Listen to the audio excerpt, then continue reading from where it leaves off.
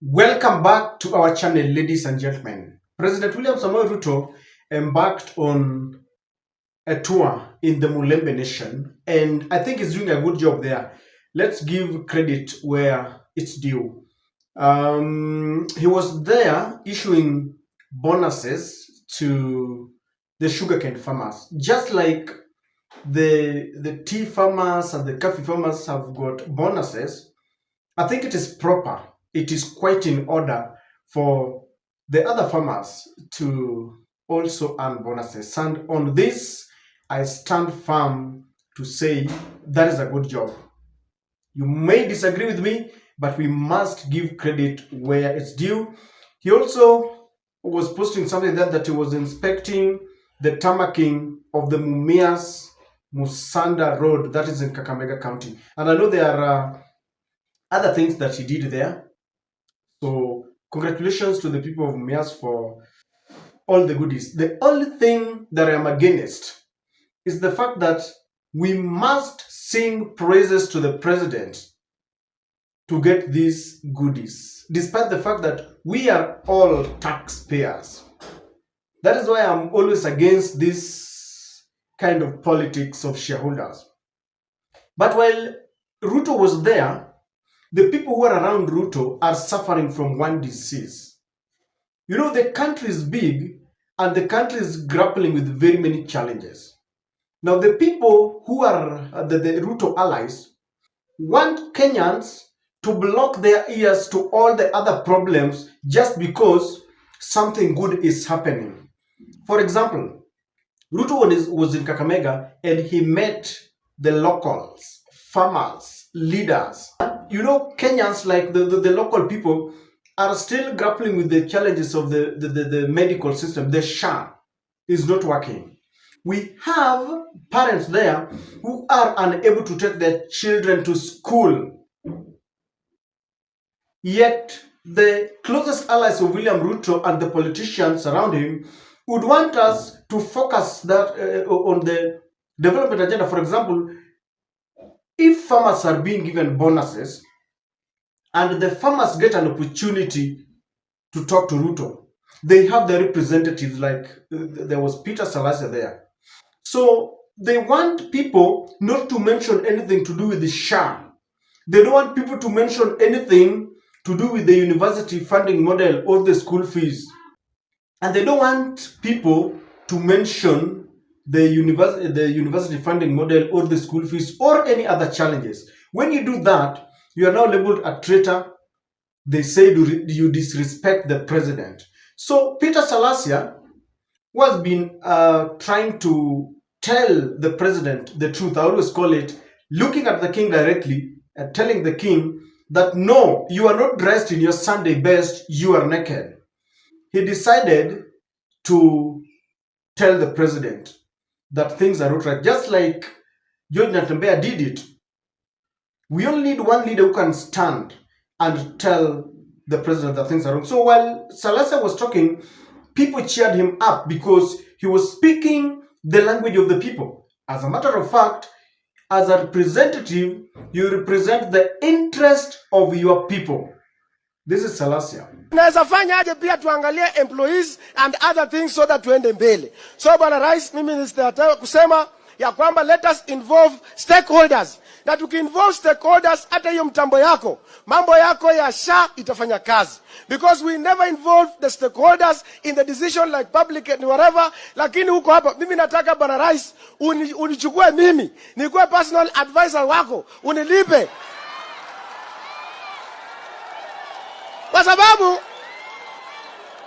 Kwa sababu Bwana Rais, hao watu wako wakwambiangi ukweli. Wanakwambia SHA inafanya kazi na haifanyi kazi. Wanakwambia new model inafanya kazi na haifanyi kazi. Bwana Rais, mimi nataka nikuambia kwamba wewe ni mtu ambaye uko na moyo wa kusaidia nchi ya Kenya. Lakini kuna makatels, matapeli wako katika serikali yako ambao hawataki ujue ukweli wa maneno. Mimi najua you are a God sent leader who was sent to come and save this nation. But kuna watu ambao wako hapa katikati wanataka kutumia wewe vibaya ili ya kwamba nchi yetu isonge mbele. Mimi nataka wakati unaingia katika ile kura ambayo nataka, kura za civil servant, Bwana Rais, nataka usilete karibu. Kwa sababu hao wakora wamekudanganya ukafinya payslip ya Mkenya. And that's why you see Kenyans are bitter with you, Mheshimiwa Rais. Mimi nataka Rais, leo, siku ya leo, kuna hapa, asante sana, tuko hapa na wakulima wako hapa, tuko hapa na walimu. Mwalimu anaishi hapa Ushago, mwalimu anakatwa pesa ya affordable housing. Huyo mwalimu anaona kwamba he will never have a house. Sasa mimi nauliza Rais, ukikatwa huyu mtu kama huyu anakuwa na hasira, because we are in a capitalism country ambayo sio socialism. Na mimi nataka nikuulize, kabla tufike mwaka ujao, uende utoe ile pesa ya NSSF. Tuko na watu wako hapa, wako katika ile bodi ya NSSF. NSSF haijaisaidia mtu Mkenya yeyote katika nchi yetu ya Kenya, lakini kila siku wanaongeza pesa ya NSSF. Bwana Rais, mimi Bwana Rais, nataka nikuulize, nataka uingie kitamu mwingine, lakini nataka uizen payslip ya mkulima ya Mkenya, na wewe utachaguliwa kuwa rais tena mara nyingine. Otherwise, asanteni sana, na Rais, mimi nitakuunga mkono ukitoa hizo vitu. Asanteni sana.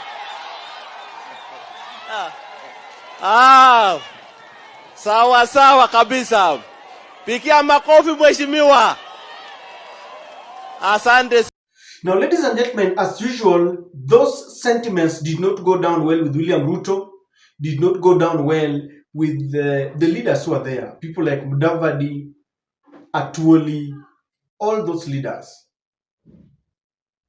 And one thing about William Ruto, Ruto does not know how to pretend.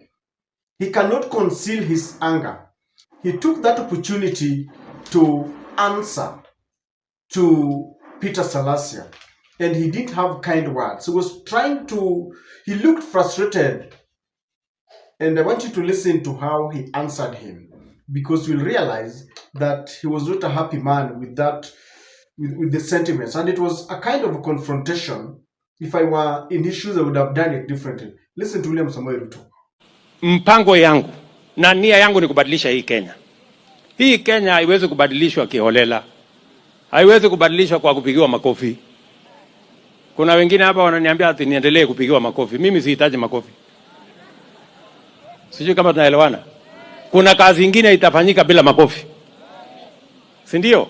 Nyinyi ambaye mnatafuta makofi, endeleeni kutafuta makofi. Wale mnatafuta umaarufu, endeleeni kutafuta umaarufu. Najua hao watu wengine ni wageni. Wamefika juzi kwa hii siasa. Si mimi nimekuwa around hapa. Kama wewe ni mtu umefika hapa 2-3 years ago, endelea kutafuta makofi. Mimi sitafuti makofi. Mimi natafuta vile Kenya hii nitabadilisha. Kwa sababu kubadilisha hii Kenya imechelewa.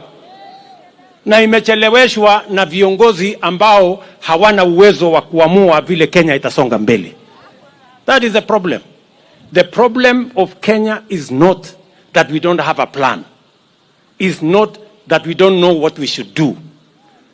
The problem of Kenya is that there aren't enough leaders with the capacity and the courage to implement the plan that will change our country. So, ladies and gentlemen, I want you to judge for yourself. Because according to William Ruto, he was saying that, even without mentioning his name, he really attacked him. He was saying, number one, Salasya got into parliament just the other day. William Ruto says he's been there before. And there is no bone of contention about who has been there before and who just came the other day. We are talking about particular things that are happening in the country. And he's saying that Salasya wanted to be cheered. Let me ask you, is it true that Salasya was only talking so that people could cheer him? Was it talking the language of the people? Because the reason I'm asking that is because I have started by mentioning that it is right. It is a good job to give the cane farmers bonuses. I have been to a place, I've lived in a place in one of the sugar belts, one of the areas. And I know how sometimes back the farmers used to enjoy, because I think the agriculture had not been messed up. in the past regimes, it is like there was a deliberate effort to kill the sugarcane agriculture. There's a reason why I believe that it was a deliberate effort to ensure that the economic ability of the Western and Nyanza people were destroyed deliberately. A story for another day. But then, even when you are giving bonuses, people are suffering. We have taxes, high taxes that have been brought back that were in the Finance Bill 2024. People must talk about it. The university funding model is not working and the cost of education is just so exorbitant. People must talk about. For those who watched my videos yesterday, I showed you a video of a mother whose child had been bitten by a snake. She was compelled to wait online for about, it was more than 2 hours, just because the SHA is not working, it could not reflect. So we must ask questions. And MPs were elected by the electorates, the locals, to represent them. So Peter Selassie took that opportunity to air the views of the people who elected him. And if you want to know that there is a problem, we are being told that when you are doing something good, then we forget all the other things. Now, did you see William Ruto addressing even one problem? Peter Selassie is saying the SHA is not working. William Ruto is saying wewe ulikuja juzi. Is the problem rooted on the person who has been there or the Johnny come late? It's not about who came late. It's about doing the right thing. It's about what is happening. It's not about, and he's saying there that now he's paying about, is it 700,000 or 70? And he's saying that the MPs are now paying 27,000, and Ruto wants to peg it to some kind of escapism, that the reason why Selassie is making noise is because he's paying more. I don't think that is the issue. If I were William Ruto, I would have just promised the people of Kakamega that I know there are teething problems, but there are a few cases that are also working.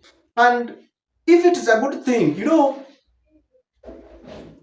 a good nation must invest in medical care. And if it's something that works, then we will all see if it's something that is good for us. In fact, if you listen to Selassie, he's telling William Ruto, you have a good plan, but the people who are advising you are misleading you. People who are around you are misleading you. Ladies and gentlemen, William Ruto did not address any problem. Did not address the issues that Selassie talked about. And that has been the problem. The problem with this government is that they are living in denial. They don't want to accept the reality that is on the ground. Number two, they want to be very defensive. Instead of accepting that things are wrong and they confront the problem, they are using defensive mechanisms. If you listen to people like Atwili who are there, they are telling William Ruto, we will support you come 2027. They are so much focused about 2027 rather than focusing on what is happening today. In fact, William Ruto as a leader, if he does the right thing with these years that are remaining, I can assure that people can change their mind and they say, okay, let us vote William Ruto. But you cannot force it down the throat of others. We will support you, we will support you. We will support you, what have you done? If you are giving bonuses, ensure that the person who is using the SHA is also enjoying it. Why should you give me bonuses? I asked this question. Why should you give me bonuses? Yet when my child is sick, then he will lose his life in the hospital because the SHA is not working. And so, ladies and gentlemen, I thought William Ruto lost it. He didn't listen to Selassie. Selassie did not want people to praise him. Selassie was not looking for political mileage. And Selassie is not complaining because of the amount of money that he pays as SHA. SHA is not working. The university funding model is not working. And I know many of you resonate with the sentiments of Selassie, and we need to call out